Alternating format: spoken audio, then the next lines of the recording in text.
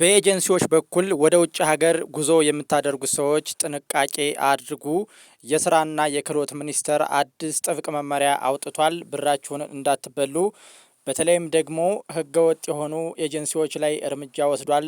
እናንተም በዚህ ህገወጥ በሆኑ ኤጀንሲዎች ላይ ብር የከፈላችሁ ካላችሁም እንዲሁም ደግሞ ለመክፈል የተዘጋጃችሁ ካላችሁ ወደ ውጭ ሀገር ራሳችሁን መጠንቀቅ ይኖርባችኋል። ዛሬ አዲስ መረጃ ነው ወደ እናንተ ይዤላችሁ የመጣሁት።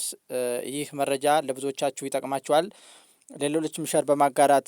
ሌሎችም ሸር በማድረግ አጋሩት። እንግዲህ የስራና የክህሎት ሚኒስቴር በተለይም ደግሞ ህገወጥ አሰራሮችን ለመከላከል በሚል በኤጀንሲዎች ላይ አዲስ ጥብቅ የሆነ መመሪያ አሳርፏል። እናንተም ወደ ውጭ ሀገር ስትሄዱ ከነዚህ ህገወጥና እንዲሁም ደግሞ ብራችሁን ከሚበሉ ዘራፊዎች ራሳችሁን መጠንቀቅ ይኖርባችኋል። የስራና የክህሎት ሚኒስቴር ያወጣው አዲስ መመሪያና የወሰዳቸው እርምጃዎች እንግዲህ በዝርዝር ነግራችኋለሁኝ። የኤጀንሲዎች የዋስትና ማዘዣ እንዲወጣም በይፋ እንግዲህ በህገ ደንቡ አስቀምጦታል። እንግዲህ በመጋቢት ወር የወጣው አዲሱ መመሪያ የተወሰዱ እርምጃዎች አሉ። እነዚህ የተወሰዱ ዋና እርምጃዎች ዋና ዓላማቸው የዜጎችን መብትና ደህንነት ለማስጠበቅ በሚል ነው ይህ አዲስ መመሪያ የወጣው። ይህም የሆነው እንግዲህ ደላሎች እንዲሁም ደግሞ ኤጀንሲዎች በቅንጅት ህገወጥ ዝውውርን እየተከተሉ ስለሆኑ የሰዎችን ከአግባብነት በላይ ያለው ሰዎችን ገንዘብ በመጠየቅ ዝውውር እያደረጉ ነው በሚል ነው ይህ አዲስ መመሪያ የወጣው። የህገ ወጥ የሰዎች ዝውውርን ለመከላከል ያተኮረ ነው ተብሏል። የስራና የክህሎት ሚኒስቴር ያወጣቸው አዳዲስ ማሻሻያዎች እንደሚከተለው አቀርብላችኋለሁኝ። አንደኛ፣ በኤጀንሲዎች ላይ የተወሰዱ እርምጃዎች አሉ። የስራና የክህሎት ሚኒስቴር ባደረገው ጥብቅ ክትትልና ግምገማ መሰረት በስራ ስምሪት ሂደት ላይ ግድፈት ያለባቸውና መመሪያ የማይከተሉ እንዲሁም ደግሞ ያለ አግባብ በሰራተኞች ላይ ክፍያ የሚጠይቁ ከ400 በላይ የውጭ ሀገር ሰራተኛ ከ400 በላይ የውጭ ሀገር ስራና ሰራተኛ አገናኝ ኤጀንሲዎች ላይ የተለያዩ እርምጃዎችን ወስዷል። እንግዲህ ከእነዚህ ውስጥ የስራ ፍቃድ እስከ መሰረዝ የደረሱ ኤጀንሲዎችም አሉ። ራሳችሁን ከዚህ እንድትቆጥቡና እንድትጠነቀቁ ነው ይህንን መረጃ የምነግራችሁ። በተለይ የስራ ፍቃድ መሰረዝ የደረሰባቸው ኤጀንሲዎች ህግ ተላልፈው የተገኙ ኤጀንሲዎች ናቸው። ዳግም ወደ ዘረፋ እንዳይመለሱ የስራ ፍቃዳቸው ተሰርዟል ነው የሚለው። ሌላኛው የእገዳ እርምጃዎችም የተወሰደባቸው አሉ። አንዳንድ ኤጀንሲዎች ደግሞ ጉድለቶቻቸውን እስኪያስተካክሉ ድረስ ለተወሰኑ ጊዜ ከስራ ታግደዋል። ይህንንም መረጃ በደንብ ማጤንና መስማት ይኖርባችኋል። ወደ ውጭ ሀገር ለመሄድ ያሰባችሁ ካላችሁ እንግዲህ ከታሰበው በላይ ክፍያ ከሰራተኞች መጠየቅ፣ የውል ስምምነቶችን አለማክበርና በህገወጥ መንገድ ዜጎችን መላክ ዋና ዋናዎቹ ምክንያቶቹ ናቸው። እንግዲህ በመግቢያ ላይም እንደነገርኳችሁ እነዚህ ኤጀንሲዎች ካላግባብ ሰራተኞችን ብር ይጠይቃሉ። እንዲሁም ደግሞ ዋስትና ዋስ እንሆናለን እያሉ በውጭ ሀገር ሂደው ኢትዮጵያን ሲንገላቱና ግፍ ሲደርስባቸው ምንም አይነት ዋስትና ሳይሆኑ የሚቀሩበት አጋጣሚ አለ። ዋነኛውና እንዲሁም ዋናው አንገብጋቢ ጉዳይም ይህ ነው። የስራና ክህሎት ሚኒስቴር ያወጣው አዲሱ ማሻሻያ ይህንን ለመቅረፍ ነው። ይቅርታ፣ አዲሱ የመመሪያ ማሻሻያ እንግዲህ የሰራተኞችን ጥበቃ የሚያጠናክር ነው ተብሏል። የብቃት ማረጋገጫ ያስፈልጋቸዋል ለሰራተኞች። ማንኛውም ወደ ውጭ ሀገር ለስራ የሚሄድ ኢትዮጵያዊ ዜጋ በሰለጠነበት ሙያ የብቃት ማረጋገጫ ምዘና ማለፍ የሚያስችለውን ሰርተፊኬት መያዝ ይኖርበታል። ይህ ጥብቅ መመሪያ ወጥቷል። ወደ ውጭ ሀገር ስትሄዱ ሰርተፊኬት መያዝ ይኖርባችኋል። ምን አይነት ሰርተፊኬት? ሙያችሁን የሚገልጽ ለስራችሁ ብቁ መሆናችሁን የሚያረጋግጥ ሰርተፊኬት መያዝ እንዳለባችሁ ጥብቅ ተደርጓል። እንግዲህ አንደኛውም ይሄ ነው። ሌላኛው ዲጂታል ስርዓት አለ። እንግዲህ በተለይም ደግሞ የስራ ስምሪት ሂደቱ ሙሉ በሙሉ በዲጂታል በሆነ ላቦር ማርኬት ማኔጅመንት ኢንፎርሜሽን ሲስተም በሚባል በኩል ማከናወን አለበት ነው የሚለው። ይህ ሲስተም አንድ ሰራተኛ ከሄደበት ቀን ጀምሮ ያለበትን ሁኔታ ለመከታተል ይረዳል።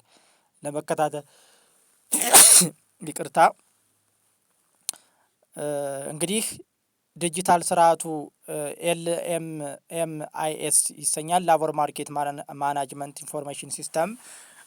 ወደ ውጭ ሀገር ሲትሄዱ አንድ ሰራተኛ ከሄደበት ቀን ጀምሮ ያለበትን ሁኔታ ለመከታተል ማለት ነው፣ ደህንነቱን የሰራተኛውን ደህንነት ለመከታተል የሚያስችል አሰራር ነው ማለት ነው። ይህ የእድሜ ገደብ ወጧል። ለአንዳንድ አገራትን እንግዲህ ለአንዳንድ ሀገራትና የስራ ዘርፎች የተቀመጠው ዝቅተኛ የእድሜ ገደብ ተፈጻሚነት ላይ ጥብቅ ቁጥጥር እንደሚደረግ ነው የስራና የክህሎት ሚኒስቴር ያወጣው መመሪያ የሚያመላክተው።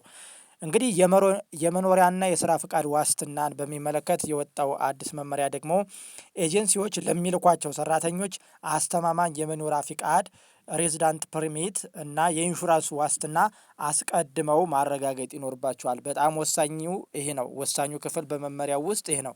እንግዲህ ኤጀንሲዎች ለሚልኳቸው ሰራተኞች አስተማማኝ የመኖሪያ ፍቃድ ወይንም ደግሞ ሬዚደንት ፐርሚት እንዲሁም የኢንሹራንስ ዋስትና ሊሰጡ ይገባል። ከለላ ሊሰጡ ይገባል። ጥቃት ሲደርስባቸው፣ እንግልት ሲደርስባቸው ወደ ውጭ ሀገር ሄደው ሰራተኞቹ ይህንን ነገር ለዚህ ኤጀንሲ ሲያመለክቱ ወዲያውኑኑ ወደሚመለከተው አካል እርምጃ በመውሰድ የዜጎችን ደህንነት ማረጋገጥ ዋስትና መሆን ይኖርበታል በሚል ነው ይህኛው መመሪያ ማለት ነው። ለሰራተኞች የተቀመጡ አዳዲስ መስፈርቶች አሉ። እንግዲህ እዚህ ላይ አዳምጡ። ለሰራተኞች የተቀመጡ አዳዲስ መስፈርቶች አሉ። እነዚህ አዳዲስ መስፈርቶች ለሰራተኞች የተቀመጡት መመሪያው ሰራተኞች ወደ ውጭ ከመውጣታቸው በፊት ሊያሟላቸው የሚገቡ ጉዳዮች አሉ። እነዚህ ሊያሟሏቸው የሚገቡ ጉዳዮች ቅድምም እንደጠቀስኩላችሁ የቅድመ ዝግጅት ስልጠና ነው። ስለሚሄዱበት ሀገር ባህል፣ ቋንቋና የስራ አካባቢ የግዴታ አጭር ጊዜ ስልጠና መውሰድ ይኖርባቸዋል። ከሲኦሲ ጋር የተገናኘ ማለት ነው። ሲኦሲ አንዱ ዋነኛው ነው። ስለምትሄዱበት ሀገር ባህል፣ ቋንቋና የስራ የግዴታ አጭር ስልጠና መውሰድ ይኖርባቸዋል ማለት ነው። የጤና ምርመራ ማድረግ ያው የተለመደ ነው። የጤና ምርመራው በጥብቅ ፍተሻ እንደሚደረግበት ነው። በተመረጡና እውቅና ባላቸው የሕክምና ተቋማት ብቻ የተደገፈ የጤና ምርመራ ውጤት ማቅረብ ይኖርባቸዋል ነው የሚለው። ሌላኛው መመሪያ ህጋዊ ውል በሰራተኛው በኤጀንሲውና በአሰሪው መካከል የሚደረገው ውል በሚኒስቴር መስሪያ ቤቱ እውቅና ያገኘ እንዲሁም ግልጽ የሆነ መሆን አለበት ነው የሚለው። ግልጽ ነው። በሰራተኛው በኤጀንሲውና በአሰሪው መካከል የሚደረገው ውል በሚኒስቴር መስሪያ ቤቱ እውቅና ያገኘና ግልጽ መሆን ይኖርበታል ይላል ሌላኛው መመሪያ። ሌላኛው በክትትልና ቁጥጥር ስርዓት ውስጥ የወጣ አዲስ መመሪያ አለ። ሚኒስተሩ ከሀገሪቱ ኤምባሲዎችና ቆንስላዎች ጋር በመተባበር ዜጎች በሚሰሩባቸው ሀገራት የሚያጋጥሟቸውን ችግሮች ለመፍታት አዲስ የሪፖርት ማድረጊያ መንገድ ዘርግቷል። ይህ በጣም ወሳኝ ነገር ነው። ወደ ውጭ ሀገር ለስራ የምትሄዱ አረብ ሀገርም ሊሆን ይችላል፣ ሌሎች ሀገራቶች ስትሄዱ በቆንስላዎችና እንዲሁም በኤምባሲዎች በኩል ስለ እናንተ ደህንነት የሚጨነቅ እንዲጨነቅ የሚያደርግ እናንተን ክትትል የሚያደርግላችሁ አዲስ መመሪያ አውጥቷል። በተለይ በሰው ኃይል ፍላጎት ላይ የተመሰረተ ስምሪት እንዲኖር ትኩረት ተሰጥቷል። እንግዲህ ከዚህ ላይም በስራና ክህሎት ሚኒስቴር የወጣው አዲሱ ሕግ የሰራተኞችን ደህንነት ይጠብቃል ተብሎ ይታሰባል። ምክንያቱም በመንግስት ህጋዊ ነው። ኤምባሲዎች አሉ፣ ቆንስላዎች አሉ፣ እነሱ ይጠየቃሉ ስለ እናንተ ደህንነት ማለት ነው። የስራና ክህሎት ሚኒስቴር እነዚህም ብቻም አይደለም ያወጣው፣ ሌሎችም አሉ። የኤጀንሲዎች ዋስትና ማስያዣ አለ። የኤጀንሲዎች ዋስትና ማስያዣ አዲሱ መመሪያ ኤጀንሲዎች ለሚልኳቸው ሰራተኞች ጥበቃ እንዲሆን የሚይዙትን የገንዘብ መጠን ከፍ አድርጎታል። የሚያስይዙት ማለት ነው። የሚያስይዙት አዲሱ መመሪያ እንግዲህ ኤጀንሲዎች ለሚልኳቸው ሰራተኞች ጥበቃ የሚሆን ዋስትና ኢንሹራንስ ማለት ነው የሚያስይዙትን ገንዘብ መጠን ከፍ አድርጓል። ገንዘብ ያስይዛሉ ኤጀንሲዎች ማለት ነው።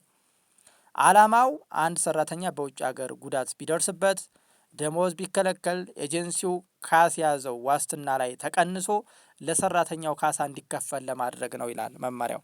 ይህ ጥሩ አካሄድ ነው። ይህ እርምጃ አቅም የሌላቸውንና ለሰራተኞች ደህንነት ግድ የሌላቸውን ኤጀንሲዎች ከገበያው ለማውጣት ያለመና ያተኮረ ነው ይላል። እንግዲህ ለሰራተኞች ወደ ውጭ ሀገር ለምትሄዱ ሰራተኞች እነዚህ ህጎች በጣም ወሳኝ ናቸው፣ ጥሩ ናቸው፣ መልካም ዜና ናቸው። የሁለትዮሽ ስምምነቶችን ማደስ ባይላቴራል አግሪመንት የሚባሉትን ማደስ ኢትዮጵያ ከዚህ ቀደም ስምምነት ካደረገችባቸው ሀገራት ለምሳሌ ሳውዲ አረቢያ፣ ጆርዳን፣ ኳታር እንዲሁም ከሌሎችም በተጨማሪ ከሌሎች ሀገራት ጋር አዳዲስ ስምምነቶችን አድርጋለች። ከሳውዲ አረቢያና ከጆርዳን እንዲሁም ከኳታር በተጨማሪ ማለት ነው። የመብት ጥበቃን በሚመለከት ስምምነቶቹ ሰራተኞች ፓስፖርታቸውን በራሳቸው እጅ እንዲይዙ በቂ የእረፍት ጊዜ እንዲኖራቸውና የባንክ አካውንት ተከፍቶላቸው ደመወዛቸው በባንክ እንዲገባ የሚያስገድዱ ናቸው። እነዚህ መመሪያዎች እነዚህም በጣም ጥሩ መመሪያዎችና ከተተገበሩ ለሰራተኛው ዋስትና የሚሆኑ ደህንነትን የሚያረጋግጡ ናቸው። አዳዲስ መዳረሻዎች ከመካከለኛው ምስራቅ በተጨማሪ ወደ አውሮፓና ወደ ኤስያ አገራት እንደ ጀርመንና ጃፓን ያሉ በሰለጠነ የሰው ኃይል ላይ ያተኮሩ የስራ ስምሪቶችን ለመጀመር ዝግጅት እንዳጠናቀቀ ነው የስራና የክህሎት ሚኒስቴር ያስታወቀው። ይህም መልካም ዜና ነው። እንደ ማዕከል አገልግሎት የስራ ስምሪት ሂደቱን የሚያጓትቱ ቢሮክራሲዎችን ለመቀነስ የሚኒስቴሩ አሰራር የተቀናጀ አሰራር እንዲሆን ተዘርግቷል ነው የሚለው። ፓስፖርት፣ የጤና ምርመራ፣ የብቃት ማረጋገጫ ሲኦሲ፣ የውል ማረጋገጫ በዲጂታል መስመር እንዲገናኙ ተደርጓል ይላል። እነዚህ ሁሉ በዲጂታል መስመር በአንድ ማዕቀፍ እንዲሆኑ በአንድ ላይ እንዲተሳሰሩ አታች እንዲደረጉ ተደርጓል ነው የሚለው። እንግዲህ በአሰራሩ ይህ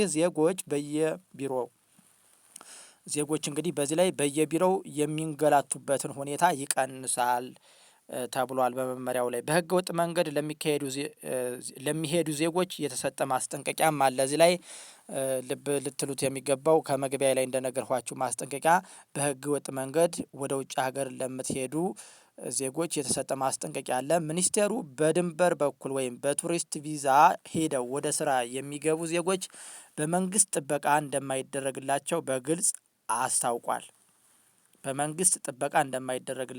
በግልጽ አስታውቋል። ምክንያቱ በህገ ወጥ መንገድ የሚሄዱ ሰዎች በዲጂታል የመረጃ ስርዓቱ ውስጥ ስለማይመዘገቡ ችግር ቢገጥማቸው አድራሻቸውን ለማግኘትና ለመረዳት ስለሚያስቸግር ነው ይላል።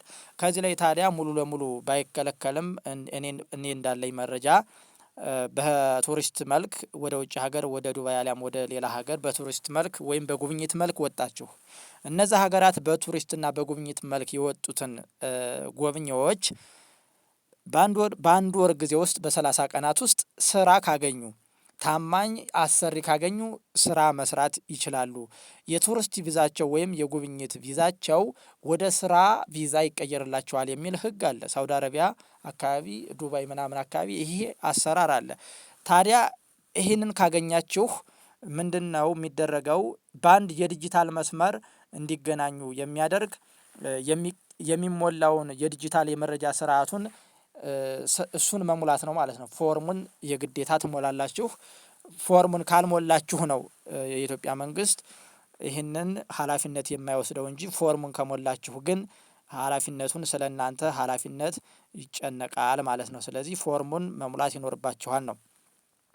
የክህሎት ስልጠና ማሻሻያዎች አሉ። አሁን ላይ ወደ ውጭ የሚሄዱ ሰራተኞች ያልሰለጠነ የቤት ሰራተኛ ብቻ እንዳይሆኑ ትኩረት ተሰጥቷል። የሰለጠኑ መሆን ይኖርባቸዋል በቤት ሰራተኝነትም ቢሆን ማለት ነው። የሙያ ዘርፎች በሆቴል አገልግሎት፣ በቴክኒክ ሙያና ለምሳሌ በግንባታ፣ በኤሌክትሪክ መስመር ዝርጋታ፣ በውሃ ቧንቧ፣ በጤና እንክብካቤ ዘርፎች የሰለጠኑ ዜጎች ቅድሚያ እንዲያገኙ እየተደረገ መሆኑን መመሪያው ጠቅሷል። ይህ ዜጎች የተሻለ ደመወዝ እንዲያገኙ ለማስቻል እንደሆነ በመመሪያው ላይ ወጥቷል። እንግዲህ የዛሬ መረጃ ይህንን ይመስላል። በስራና በክህሎት ሚኒስቴር የወጣውን መረጃ ነው ያጋራኋችሁ። ይህ መረጃ ለብዙዎቻችሁ እጅግ ይጠቅማችኋል ብዬ በማሰብ ነው ያጋራኋችሁ። ለብዙዎቻችሁ ይጠቅማችኋል፣ ለሌሎችም አጋሩት። ቻናሉን ሰብስክራይብ በማድረግ ሌሎችም ሼር አድርጉት ቪዲዮውን። ግልጽ ያልሆነላችሁ ሀሳብ እንዲሁም ጥያቄ ካላችሁ ኮሜንት መስጫ ሳጥኑ ላይ ያስቀምጡልኝ። ባይ ባይ።